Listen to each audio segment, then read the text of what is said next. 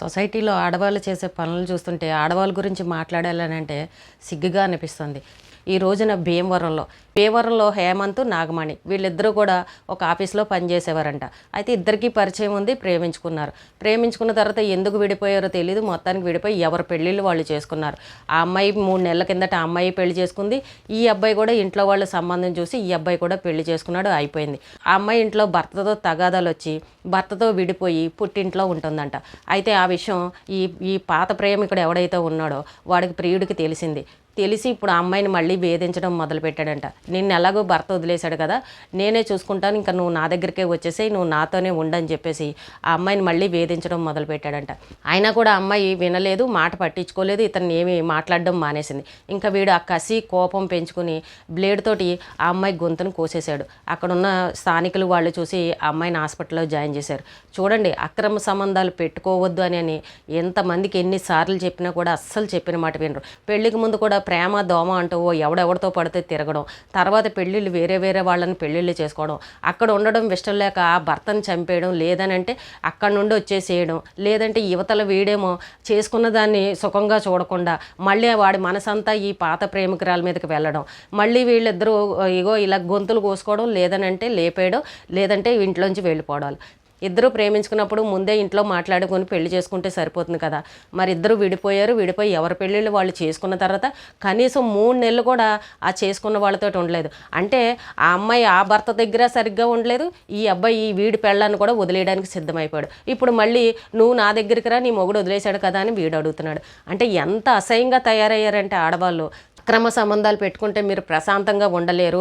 ఒకవేళ మీరున్నా కూడా అవతల ఆ ప్రియుడు ఎవరైతే ఉన్నాడో వాడు మిమ్మల్ని ప్రశాంతంగా ఉండనివ్వడు అని చెప్పినా కూడా ఏంటో కాలక్షేపానికే చేస్తారో, మరి ఒళ్ళు కొవ్వెక్కే చేస్తారో, ఇంకా ఎందుకు చేస్తారో అర్థం కాదు. జీవితాలని ఈ రకంగా నాశనం చేసుకుంటారు. ఇప్పుడు చూడండి, వాడు వెళ్ళి గొంతు కోసాడు. ఇప్పుడు ఆ అమ్మాయి భర్తతో తగాదాలు జరుగుతున్నాయి. ఏమో ఒకవేళ పెద్దల పంచాయతీ పెడితే మళ్ళీ కలవచ్చేమో. ఇప్పుడు ఈ గొంతు కోసిన వాడి సంగతి ఆ భర్తకు తెలుస్తుంది కదా, ఎవడు ఏంటి ఎందుకు జరిగింది, ఎవడు గొంతు కోసాడు అనేసరికి వీళ్ళ లవ్ స్టోరీ మొత్తం ఇప్పుడు ఆ భర్తకు తెలిసింది. ఇప్పుడు ఈ అమ్మాయిని ఏలుకుంటాడా? ఇంకా నాకు వద్దంటాడు. ఇంకా అంటే అక్కడ ఉన్నది చెడింది, ఉంచుకున్నది చెడింది అని అన్నట్టు అటు చేసుకున్న భర్త దగ్గర ఆ అమ్మాయి కాపురం పోయింది. ఇప్పుడు ఈ ప్రేమించిన వాడు ఎవడైతే ఉన్నాడో వీడు గొంతు కోసాడు, వీడు పోయాడు. ఇప్పుడు ఆ అమ్మాయి లైఫ్ ఏంటి చెప్పండి? ఆ అమ్మాయికి ఇంకా జీవితం నాశనమైనట్టేనా? ప్రాణాల మీదకి తెచ్చుకుందా? ఈ ప్రేమల వల్ల ప్రాణాల మీదకి వచ్చిందా?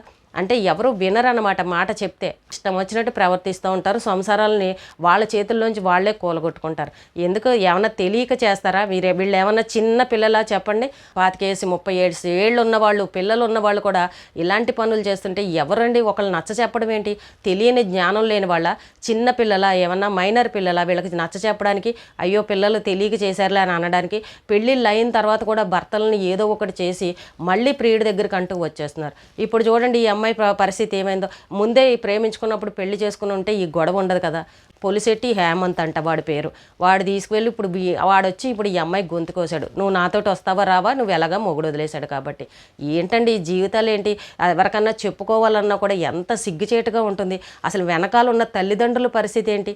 ఈ అబ్బాయి తల్లిదండ్రులైనా అమ్మాయి తల్లిదండ్రులైనా సిగ్గుతో తలదించుకోవాల్సిందేనా? అంటే మీ కూతురు ఇంకొకటి ఎవరితోనో తిరిగి ఎవరితోనో ప్రేమించి చేసుకుంటే మళ్ళీ మీరు వచ్చి మా అబ్బాయికి అంటకట్టారా అని ఇప్పుడు అబ్బాయి బంధువులు కూడా అడుగుతారు కదా. అంటే ఎవరు పరువు పోయింది అక్కడ? తల్లిదండ్రులు తలదించుకునే పరిస్థితేనా? సొసైటీలో నలుగురి మధ్యన తిరగలరా? అసలు ఏ రకంగా ఏం ఆలోచించి ఇలాంటి పనులు చేస్తున్నారో ఎవ్వరికీ అర్థం కాదు. ఒక అబ్బాయి ఎవరో నిన్న కామెంట్ కూడా పెడుతున్నారు. ఒక అమ్మాయిని ప్రేమించాడంట, ఆ అమ్మాయి వేరే అబ్బాయిని పెళ్లి చేసుకుందంట. చేసుకున్న తర్వాత ఇంక ఈ అబ్బాయి కూడా సర్లే ఇంక వద్దు అని చెప్పేసి ఈ అబ్బాయి కూడా వేరే సంబంధం చూసి చక్కగా పెళ్లి చేసుకున్నాడు. ఎవరు సంసారాలు వాళ్ళు చేసుకుంటుంటే ఈ ఆడది ప్రేమించింది ఎవరైతే ఉన్నారో ఆ అమ్మాయి మళ్ళీ ఫోనులు చేయడం మొదలెట్టిందంటే ఈ అబ్బాయికి. అంటే చూడండి, వీడు కాపురం కూల్చేద్దామనే కదా పెళ్లి చేసుకున్నారు. మళ్ళీ పిల్లలు కూడా ఉన్నారంట. అమ్మాయికి ఒక పిల్లాడు కూడా ఉన్నాడు. మరి పిల్లాడు ఉన్న తర్వాత మళ్ళీ ప్రేమించిన వాడికి ఫోనులు చేయాల్సినంత అవసరం ఏంటి? అక్కడితో అయిపోయిందని సంసారం చక్కగా చేసుకున్న భర్తతో సంసారం చేయొచ్చు కదా. మళ్ళీ వీడిని ఫోనులు చేసుకు వెలుగుతుందంట. ఇంకా వీడికి భయం వేసి బాబోయ్ ఇంకా ఇలాంటి గొడవలకి వెళ్తే చాలా ప్రమాదం, నా కాపురం ఇదైపోతుందని చెప్పేసి అసలు ఫోన్లు ఎత్తడం మానేసి నెంబర్లు బ్లాక్ చేశాడంట. అంటే చూడండి, మగవాళ్ళన్నా ఇంకా జాగ్రత్తగా ఉన్నారు కానీ అసలు ఆడవాళ్ళు ఎంత దారుణంగా దిగజారిపోతున్నారు. సిగ్గు అనిపిస్తుంది వీళ్ళ ఆడవాళ్ళని చెప్పుకోవడానికి కూడా. ఇంత దారుణంగానా? ఒకటి జరిగిందంటే ఒకటి వెంటనే ఏవో ఒకటి సంఘటనలు జరుగుతూనే ఉన్నాయి. నిన్న హర్యానాలో ఇంకొక అమ్మాయి సితార అంట. ఆ అమ్మాయి పెళ్లి చేసుకుంది. ఫస్ట్ నైట్ రోజునే భర్తని కత్తి చూపించి, నువ్వు నన్ను ముట్టుకున్నావంటే 35 ముక్కలు చేస్తాను నిన్ను, నేను పలానా వాడిని ప్రేమించాను, నేను వాడి దగ్గరికే వెళ్ళిపోతాను, నువ్వు నా దగ్గరికి రావద్దని కత్తి చూపించి వాడికి వార్నింగ్ ఇచ్చిందంట ఫస్ట్ నైట్ రోజునే. వాడికి ఇంకా భయం వేసి తెల్లారి పెద్ద మనుషుల్లో పంచాయతీ పెట్టాడంట. తెల్లారి నెక్స్ట్ డే రోజునే అమ్మాయి గోడ దూకి వాడు ప్రేమించిన వాడి దగ్గరికి వెళ్ళిపోయిందంట.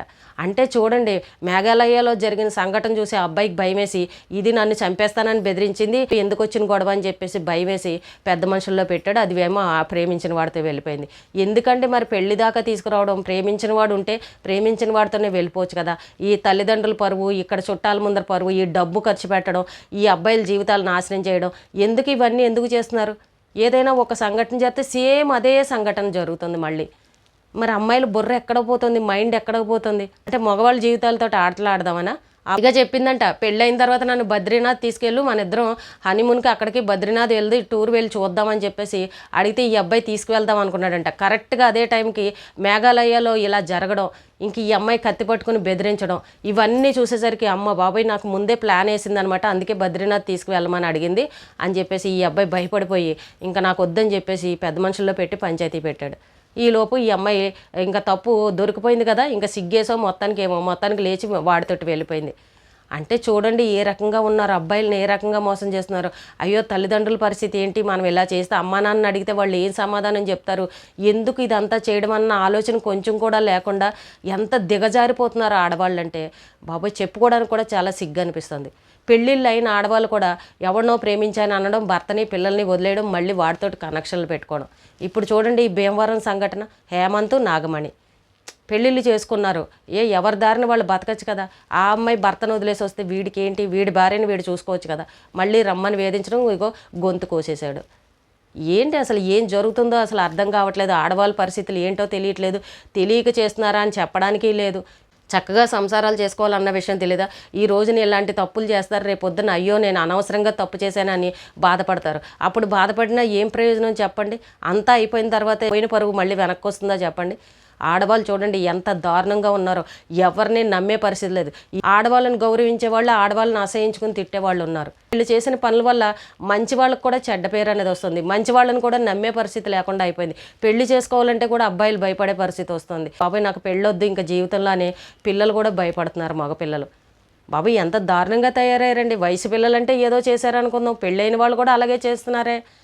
మీరు ఇలాంటి పనులు చేస్తే రేపు పొద్దున్న మీ పిల్లలు కూడా అలాగే చేస్తారు కదా. మార్పు అనేది రావాలి కదా. తెలుసో తెలియకో ఒకసారి అంటే తప్పు చేస్తాం, కానీ పెద్ద వయసు వాళ్ళే ఈ రకంగా ఇలాంటి తప్పులు చేస్తుంటే ఇంకా మీరు పిల్లలకి ఏం చెప్తారు? రేపు పొద్దున్న మీ పిల్లలు మిమ్మల్ని ప్రశ్నిస్తే మీరు ఏం మాట్లాడతారు? ఇవేమీ అర్థం చేసుకోవట్లేదు. తల్లిదండ్రుల పరువు మాత్రం దారుణంగా తీసేస్తున్నారు. వాళ్ళు తల ఎత్తుకోలేని పరిస్థితికి తీసుకొచ్చేస్తున్నారు అమ్మా నాన్నని.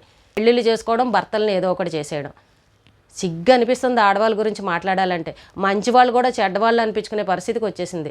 అక్రమ సంబంధం మీరు పెట్టుకున్నారు అని అంటే అది మీ జీవితానికి పెద్ద గండమనే చెప్పాలి. అది మీ మెడకు చుట్టుకున్నట్టే. మీరు ప్రశాంతంగా ఉందామన్నా కూడా ఉంచనివ్వరు.